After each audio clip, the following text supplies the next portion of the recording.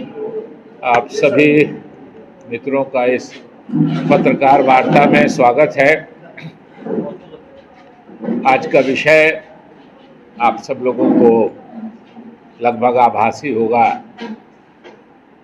कि हमारे जो पंचायत के जनप्रतिनिधि हैं, उनके जनप्रतिनिधि चुनने का इलेक्शन हो रहा है। बिहार में 24 एमएलसीज का चुनाव होगा।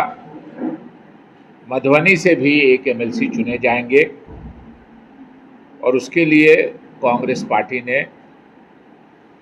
एक युवा उम्मीदवार को मधुबनी से सुबोध मंडल जी को अपना उम्मीदवार बनाया है। और मुझको इस बात की प्रशंसा है और प्रसन्नता भी है। मैं प्रशंसा भी करता हूं अपने अध्यक्ष जी के, कांग्रेस के हमारे साथियों के। मैं तो आज आया हूं, बातचीत हो रही थी, मगर पूरा कांग्रेस परिवार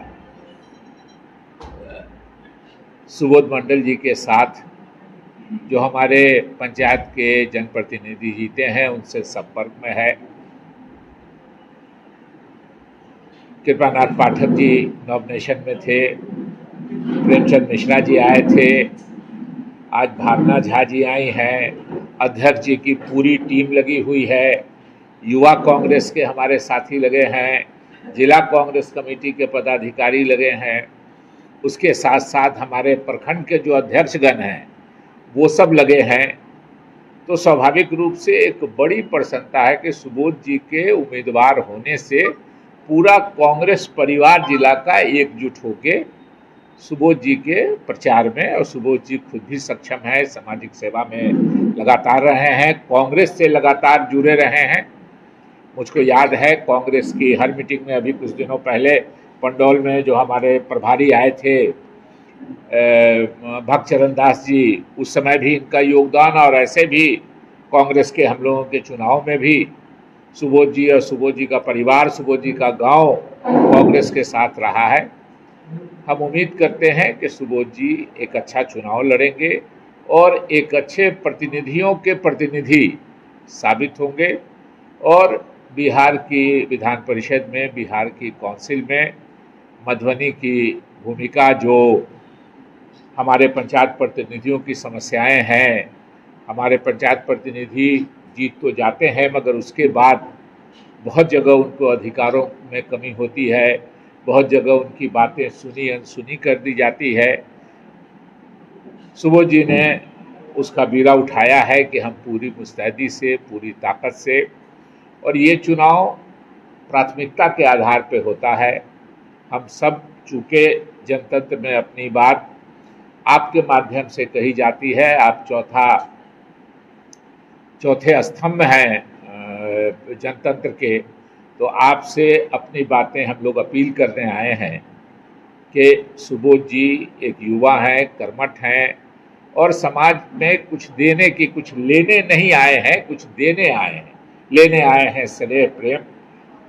तो स्वाभाविक रूप से एक निष्ठावान व्यक्ति को, जो हमारे पंचायत के प्रतिनिधि हैं, उनका प्रथम प्राथमिकता का वोट हम लोग चाहते हैं कि सुबोध जी को मिले। सुबोध जी इस जिला से एमएलसी बने और मधुबनी का प्रतिनिधित्व बिहार विधान परिषद में मुस्तैदी से और तत्परता से करें, यही अपील करने हम लोग आए हैं।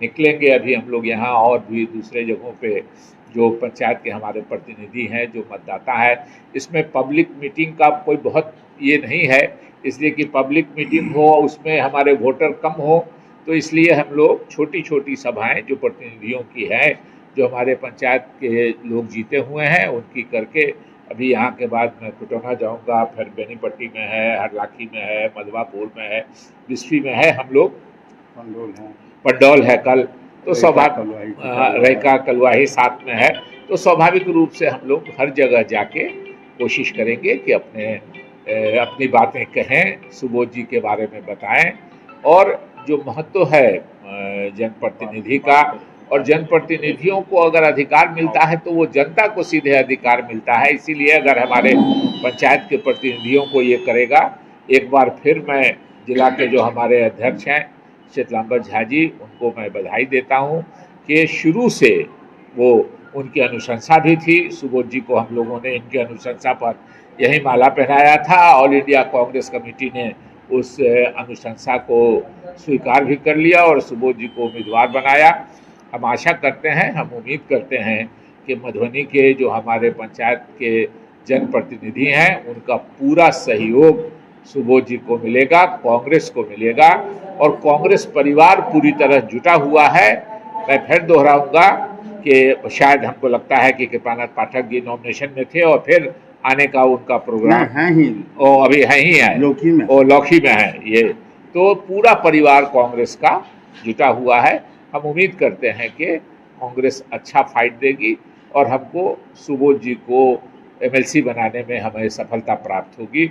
बहुत बहुत धन्यवाद। अगर किसी साथी को कुछ बात पूछनी हो तो पूछ सकते हैं। और एक बात और जो महत्वपूर्ण है कि कांग्रेस के साथियों से भी करना चाहता हूं, क्योंकि ये चुनाव बगैर किसी अलायंस के हो रहा है और लगभग जो उधर गठबंधन है उसमें भी अलग अलग है, एक ही जगह से कई उम्मीदवार दावेदार हैं।